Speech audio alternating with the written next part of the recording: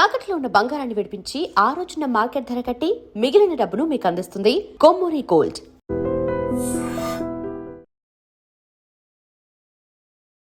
Hi, welcome to I dream. Telugu cinema పరిశ్రమలో గొప్ప నటులు కొన్ని వందల మంది మనకి తెలుగు సినిమా పరిశ్రమ అభివృద్ధికి బాటలు వేసి వెళ్ళారు. అలాంటి వారిలో విజయ నిర్మల గారి ప్రస్థానం గురించి ప్రత్యేకంగా చెప్పుకోవాల్సిన అవసరం లేదు. దర్శకురాలుగా, హీరోయిన్గా ఆమె చేసిన సినిమాలు కానీ గిన్నీస్ వరల్డ్ బుక్కే ఆమె పేరిట రికార్డు ఉంది. సో మరోవైపు వాణిశ్రీ గారు, ఆమె ఎంత గొప్ప హీరోయినో ప్రత్యేకంగా చెప్పుకోవాల్సిన అవసరం లేదు. ఆమె చేసిన సినిమాలు సిల్వర్ జూబ్లీలు పైగా ఆడి గొప్ప స్టార్ హీరోయిన్గా పేరు తెచ్చుకున్నారు. అయితే విజయ నిర్మల గారి మధ్య, వాణిశ్రీ గారి మధ్య ఒక కోల్డ్ వార్ చాలా సంవత్సరాలు నడిచింది. అయితే ఈ కోల్డ్ వార్‌కి కారణం ఏంటి? కృష్ణ గారు వాణిశ్రీ గారితో ఎక్కువ సినిమాలు చేయకపోవడానికి కారణం ఏంటి? ఇలాంటి విషయాలన్నీ మనకి తెలియజేయడానికి సీనియర్ డైరెక్టర్ జయకుమార్ గారు ఈరోజు మనతో స్టూడియోలో ఉన్నారు. ఆయన్ని అడిగి అసలు ఈ కోల్డ్ వార్ ఏంటి? దీని వెనక ఏం జరిగింది? ఇలాంటి విషయాలు తెలుసుకుందాం. హాయ్ సార్, నమస్తే. నమస్తే. ఈరోజు నా దగ్గర ఒక ఇంట్రెస్టింగ్ టాపిక్ ఉంది. ఇది కోల్డ్ వార్ కాదండి, ఆ! Cool war. Cool war. There is difference between cold war ah! And cool war. ఆ! అంటే కూల్ వార్ అంటే చక్కగా ఐస్ వాటర్ తాగినట్టు ఉంటుంది. ఆ! కోల్డ్ వార్ అంటే ఐస్ గడ్డలలాగా ఆ! ఉంటుంది. అయితే చాలా అసలు సున్నితంగా జరిగిన సున్నితంగానే ఆ! సున్నితంగానే ఉంటుంది. హ్మ్. కొంచెం తెరిస్తే కొంచెం గంభీరంగా ఉంటుంది. అదే సార్, నా డౌట్ కూడా ఏందంటే ఇద్దరు లెజెండరీ పర్సన్స్. విజయ ఆ, నిర్మల గారంటే అది మామూలు విషయం కాదు. వాణిశ్రీ గారంటే మామూలు హీరోయిన్ కాదు. సో అవునవునవును. అసలు వీళ్ళిద్దరి మధ్య ఆ గ్యాప్ ఎందుకు వచ్చింది? ఏంటంటే అండి, మొట్టమొదటి ప్రపంచ తెలుగు మహాసభలు సాహిత్యం మీద జరపాలనేటటువంటి ఒక చర్చ వచ్చిందండి. హ్మ్. సో తెలుగు మహాసభలు, అందులో గుమ్మడి గారు, జగ్గి గారు వీళ్ళందరూ సాహిత్యం మీద చాలా పట్టున్న వాళ్ళు. సార్. సో సాహిత్యాభిమానులు. తర్వాత గుమ్మడి గారు పెద్ద రైటరు. హ్మ్. రవీంద్రనాథ్ ఠాగూర్ గీతాంజలి ట్రాన్స్లేట్ చేశాడు ఆయన పద్యాల్లో, అబ్బో! పద్య కవిత్వం చేశాడు. సో వీళ్ళందరూ కలిసి ప్రపంచ తెలుగు మహాసభలు చేద్దామని అనుకుని, హ్మ్. సో ప్రపంచ మహాసభలు చేయాలంటే ఒక 3-4 రోజులు చేయాలి. చేసి తర్వాత ప్రపంచంలో ఉండేటటువంటి తెలుగు కవులందరినీ ఇన్వైట్ చేయాలి. సార్. సో వాళ్ళకి లాడ్జింగు, బోర్డింగు, వాళ్ళకి వసతి అవన్నీ ఏర్పాటు చేయాలి. హ్మ్. తర్వాత బుక్స్ అవన్నీ అరేంజ్ చేయాలి. దానికి ఫండ్స్ రైజ్ చేయాలి. సార్. ఆ ఫండ్స్ రైజ్ చేయటం కోసం అప్పుడేంటంటే ఆర్టిస్ట్ అసోసియేషన్ హ్మ్. ఉండేది హ్మ్. మెడ్రాస్‌లో. Telugu artist association. ఆ artist association president Gummadi garu. Sir. Office ఏమో విజయ నిర్మల గారి ఇంట్లోనే ఉండేది. హ్మ్. సో విజయ నిర్మల గారు కూడా సాహిత్యాభిమాని. హ్మ్. మంచి నవల్స్ చదువుతుంది ఆవిడ సార్. చక్కగా. సార్. ఆ నవల్స్ చదివే అద్భుతమైన నేను సినిమా తీసింది ఆవిడ. అవును. సో విజయ నిర్మల గారి ఇంట్లోనే ఆఫీసు. సార్. సో వీళ్ళందరూ కూర్చొని ఫండ్స్ రైజ్ చేయటాని కోసం అని హ్మ్. ఫండ్స్ రైజ్ చేయటానికి ఏంటంటే పబ్లిక్‌కి వెళ్ళాలి. పబ్లిక్‌కి వెళ్ళి అక్కడ ఏమన్నా చిన్న చిన్న స్కిట్స్, చిన్న చిన్న నాటికలు హ్మ్. వేసి అక్కడి నుంచి టికెట్స్ అమ్మి ఫండ్స్ కలెక్ట్ చేద్దాం కరెక్ట్. అనేటటువంటి ఆలోచన. ఆలోచన వచ్చిందండి. హ్మ్. ఆలోచన వచ్చేటప్పుడు సరే కొంతమంది నువ్వు ఈ క్యారెక్టర్ ఎయ్యాలి, నువ్వు ఈ క్యారెక్టర్ ఎయ్యాలి, అది ఇది అని అనుకున్నారు. హ్మ్. అనుకుని రిహార్సల్ అన్నీ చేశారు. రిహార్సల్ అన్నీ చేసి ఆంధ్రదేశ్ మీదకి బయలుదేరారు. హ్మ్. బయలుదేరిన తర్వాత అందులో ముఖ్యంగా ఏంటంటే కాంచన గారేమో సరస్వతి వేషం. ఓకే. వాణిశ్రీ గారేమో లక్ష్మి వేషం. ఓకే. సో వీళ్ళు గుంటూరు, నెల్లూరు, విజయవాడ, విశాఖపట్నం అలాగ స్టేషన్స్ తిరిగారు. హ్మ్. ఒక ఆ స్కిట్‌లో ప్రత్యేకంగా ఆ స్కిట్ గురించే చెప్పుకోవాలి ఇక్కడ. ఆ హ్మ్. స్కిట్‌లో ఏంటంటే కాంచన సరస్వతి కదా! హ్మ్. లక్ష్మిగా దిగుతుంది వాణిశ్రీ. హ్మ్. ఏంటత్త ఇట్టా దిగావు హ్మ్. అని అడిగింది లక్ష్మీదేవిని. లక్ష్మీదేవిని. ఆ! ఏం లేదు, మంచివాడి సినిమా చూద్దామని ఆ! దిగాను ఆ! పైలోకం నుంచి అని అంటది. ఆ! అంటే మంచివాడు మంచివాడు నాగేశ్వరరావు గారి సినిమా కదా! అవును. సో నాగేశ్వరరావు మంచి సినిమాలో యాక్ట్ చేసింది కదా! హ్మ్. ఒక స్టేషన్‌లో అలా చెప్పింది. ఓకే. మరొక స్టేషన్‌లో ఆహ్, తర్వాత ఏదో విజయవాడ వచ్చారు. హ్మ్. విజయవాడ వచ్చిన తర్వాత విజయవాడ స్టేషన్‌లో మళ్ళీ అది రిపీట్ చేస్తారు కదా! అదే స్కిట్. రిపీట్ చేస్తే ఏంటత్త ఇట్లా దిగావు అనంటే, నేను 'ప్రేమనగర్' సినిమా చూద్దామని దిగాను. ఓకే. అని అంది. ఆ! తర్వాత ఇక్కడ ప్రోగ్రామ్ అయిపోయిన తర్వాత విశాఖపట్నం వెళ్ళాను. హ్మ్. విశాఖపట్నం వెళ్ళిన తర్వాత మళ్ళీ అక్కడ ఇదే అడిగింది. "ఏంటత్తయ్య ఎట్ట దిగావు" అనంటే, "నేను పాత దేవదాసు సినిమా చూద్దామని దిగాను స్వర్గలోకం నుంచి" ఆ! అని అంది. అది అంతా కండక్ట్ చేసేది మాత్రం కృష్ణ గారు, విజయ నిర్మల గారు ఆధ్వర్యం. హ్మ్. అప్పుడు పాత దేవసుకు టికెట్లు దొరకలేదు. అందుకోసం ఎన్టీ రామారావు గారి సినిమాకి టికెట్ తెమ్మని పంపించాను ఒకడిని. ఆ! మా అనుయాయుడిని అని చెప్పింది. అప్పుడు పాత దేవదాసు, కొత్త దేవదాసు ఆడుతున్నాయి. ఈ 2 వివాదం చాలా పెద్ద వివాదం గదా! ఆ! ఆ! అంటే అప్పుడు విజయ నిర్మల గారికి చాలా కోపమొచ్చింది. అంటే పాత దేవదాసు చూద్దామనొచ్చాను. పాత దేవదాసుకి టికెట్లు దొరకలేదు. అందుకోసం వేరే ఎన్టీ రామారావు గారి సినిమాకి టికెట్లు పంపించానని అన్నది గదా! అనేసరికి అంటే పాత దేవదాసు బాగా ఆడుతుంది. కొత్త దేవదాసు కొత్త దేవదాసు సరిగ్గా ఆడట్లేదు. హ్మ్. సో, ఆ టాపిక్ ఎందుకు తీసుకురావాలి హ్మ్. అని ఈవిడ చాలా హర్ట్ అయింది. విజయ నిర్మల గారు. విజయ నిర్మల గారు. హ్మ్.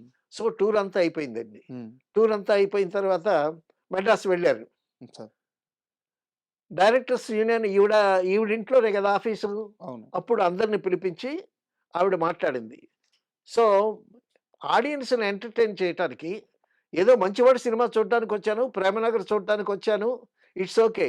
కానీ 'దేవదాసు'ని ఎందుకు తీసుకురావాలి? అందులో పాత దేవదాసు చూడ్డానికొచ్చాను అని ఆవిడ ఆ ఆ టాపిక్ ఎందుకు తీసుకురావాలి? ప్రత్యేకంగా. ప్రత్యేకంగా హ్మ్. అంటే ఆవిడ కావాలనే చేసిందిది. హ్మ్. కాబట్టి నేను చాలా హర్ట్ అయ్యాను. తర్వాత గుమ్మడి గారు union president, artist union president. హ్మ్. అప్పుడు గుమ్మడి గారి చేత చెప్పి, సో, దీన్ని డిసిప్లినరీ యాక్షన్ తీసుకోవాలి అని హ్మ్. లెటర్ రాసి సంజయ్ ఇవ్వమని పంపించారు. హ్మ్. ఆ లెటర్ తీసుకుందావిడ. వాణిశ్రీ గారు. వాణిశ్రీ గారు తీసుకున్నది. హ్మ్. వాణిశ్రీ గారు తీసుకొని, నేను అలవోకగా చెప్పానిది. హ్మ్. అంతేగాని నేను సంజయ్‌షి ఇవ్వాల్సినటువంటి ఇది ఏం లేదు. అది ఇదని ఆవిడ అనడం జరిగింది. అబ్బా! సో, విజయ నిర్మల గారు తక్కువదా? అప్పటికే మంచి డైరెక్టర్‌గా పేరుంది ఆవిడకి. అవును. మంచి ఆర్టిస్ట్‌గా పేరుంది. తర్వాత వాణిశ్రీ అప్పటికి ఓ ఓ ఒక దశాబ్దం పైన ఎళ్తా ఉంది అవును. హీరోయిన్‌గా. అవును. అదే సో, 2 ఇద్దరు వీళ్ళు గూడా ఇద్దరు పెద్ద లెజెండ్సే. అవును. ఇద్దరు బిగుసుకున్నారు. అప్పుడు జగ్గయ్య గారొచ్చి హ్మ్. వాళ్ళిద్దరిని సర్దుబాటు చేసి, ఆ ప్రాబ్లమ్ సద్దుమణిగేలాగా ఆయన టేకప్ చేసి, ఆ ప్రాబ్లమ్‌ని వారించాడాయన జగ్గయ్య గారు. ఆ సమయానికి. వారించారు. హ్మ్. అయితే సద్దుమణిగిపోయింది. హ్మ్. సద్దుమణిగిపోయినా సరే, లోపల లోపల ఉంటుంది గదా! హ్మ్. నా దేవదాసుని కించపరిచేటట్టు మాట్లాడిందని ఈవిడకుంటది. హ్మ్. ఆవిడకేంటంటే ఆహ్, నేను ఇంత హీరోయిన్‌ని నేను ఏదో అన్నాను అన్నంత మాత్రాన దాని మీద ఇంత యాక్షన్ తీసుకోవాలా? హ్మ్. ఆర్టిస్ట్ యూనియన్ నుంచి నాకు లెటర్ పంపించాలా? హ్మ్. అని ఆవిడ. తర్వాత కృష్ణ గారితో చెప్పింది విజయనిర్మల గారు. మీరు ఆవిడతో యాక్ట్ చేయటానికి వీల్లేదని. హ్మ్. సో, కృష్ణ గారు భార్య మాట విని ఆవిడతో గూడా యాక్ట్ చేయలేదు. హ్మ్. తర్వాత కృష్ణ గారికి వాణిశ్రీ గారికి కలిసిన సినిమాలే లేవు. అక్కడి నుంచా? అక్కడి నుంచి సినిమాలు లేవు. అబ్బా! సినిమాలు యాక్ట్ చేయలా. హ్మ్. అది జయప్రదకి ఒక మంచి ఛాన్స్. జయప్రద నంబర్ ఆఫ్ సినిమాలు యాక్ట్ చేసింది హ్మ్. కృష్ణ గారితో. తర్వాత జయప్రద బాగా కృష్ణ గారితో ర్యాపో డెవలప్ చేసుకుంటుందని విజయ నిర్మల గారు వార్నింగ్ గూడా ఇచ్చింది. హ్మ్. Vijaya Nirmala garu she is a very tough lady. ఏ తేడా వచ్చినా సరే ఫైర్ బ్రాండ్ అంటామే. ఏ తేడా వచ్చినా ఊరుకోదు. సరే ఆవిడకి మహారాధ లాంటి రైటర్స్ వాళ్ళే భయపడతారు. హ్మ్. రైటర్స్ భలే భయపడతారు ఆవిడ దగ్గర. సార్. చాలా పర్ఫెక్ట్‌గా ఉంటదావిడ. కొంచెం కోపం ఎక్కువ. హ్మ్. సరే మళ్ళీ వాణిశ్రీతో యాక్ట్ చేసి, మళ్ళా ఎందుకు గొడవలని చెప్పి కృష్ణ గారు వాణిశ్రీతో కూడా యాక్ట్ చేయలే. సో, అది జయప్రదకి ప్లస్ పాయింట్ అయింది. నంబర్ ఆఫ్ పిక్చర్స్ యాక్ట్ చేసింది. So, okay. తర్వాత కొన్ని ఏళ్ళకి ఎక్కడన్నా కృష్ణ గారు, వాణిశ్రీ గారు కనిపించినా పలకరించుకోరు. అవునా? పలకరించుకోరు. ఆ!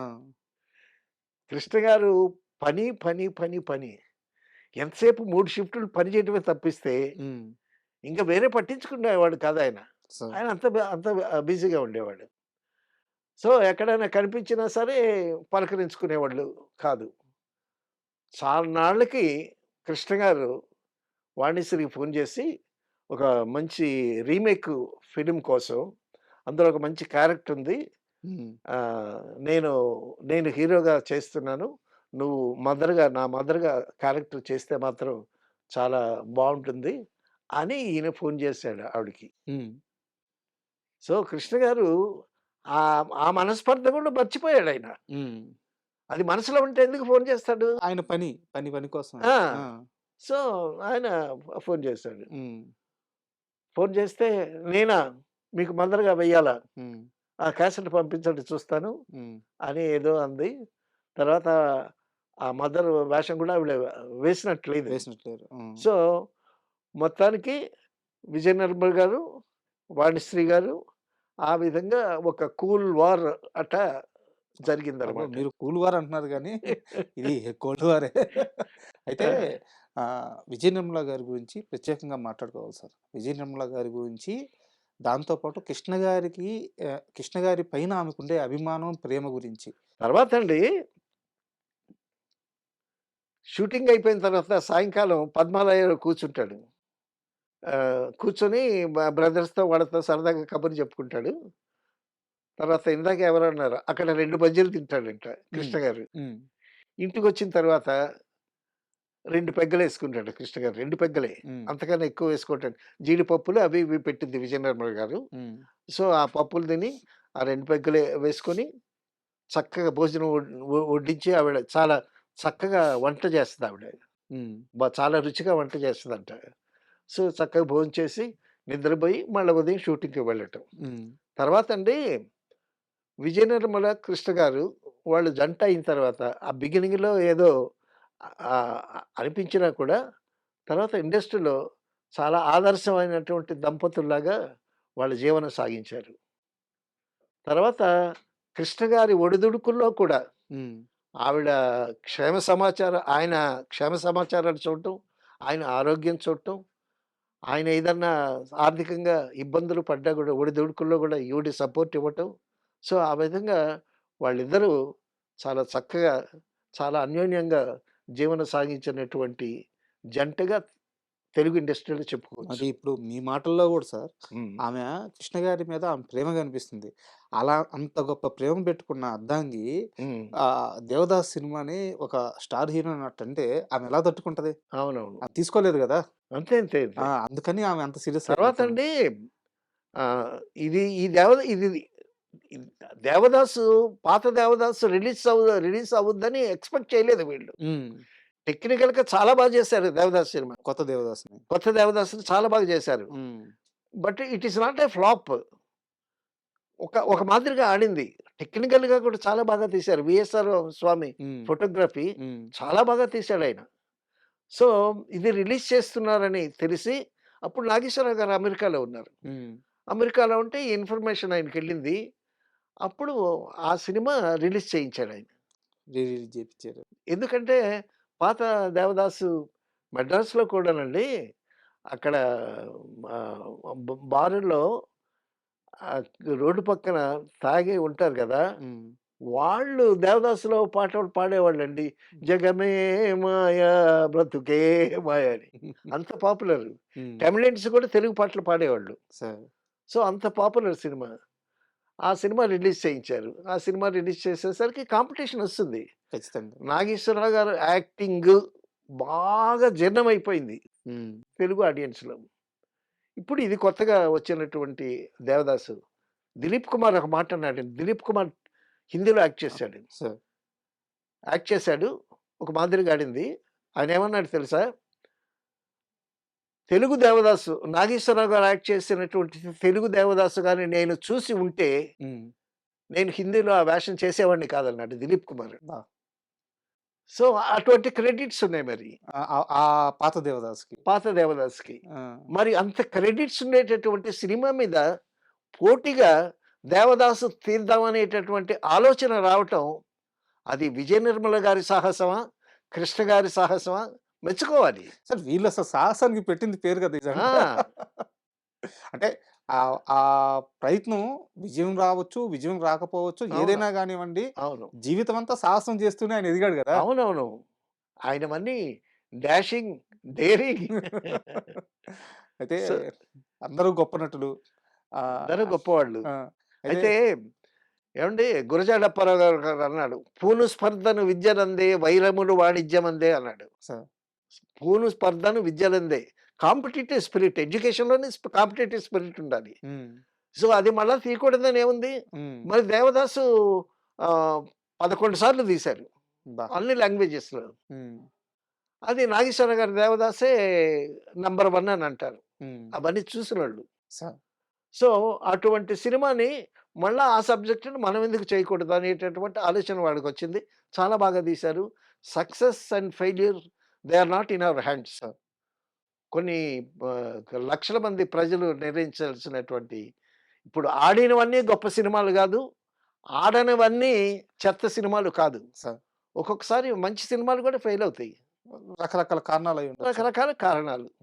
అది. అది ఆ విధంగా విజయ నిర్మల గారికి, వాణిశ్రీ గారికి మధ్యన జరిగినటువంటి కూల్ వార్. అంటే ఆ రోజు ఇదంతా చాలా సీరియస్‌గా జరిగుండొచ్చు. అవును. బట్ ఇవన్నీ గూడా మనకి memories.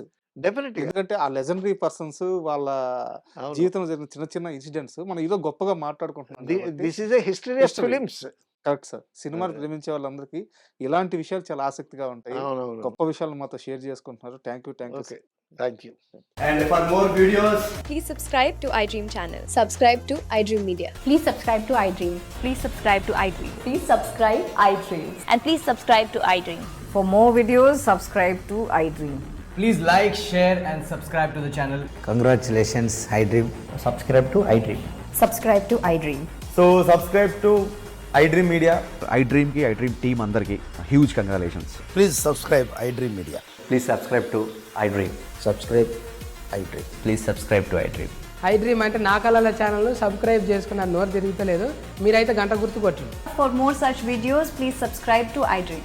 Subscribe to iDream. Please subscribe to iDream. Please subscribe iDream Media. Please do subscribe to iDream. Please subscribe to iDream Media. For best entertainment and information, please subscribe iDream. And don't forget to subscribe to iDream.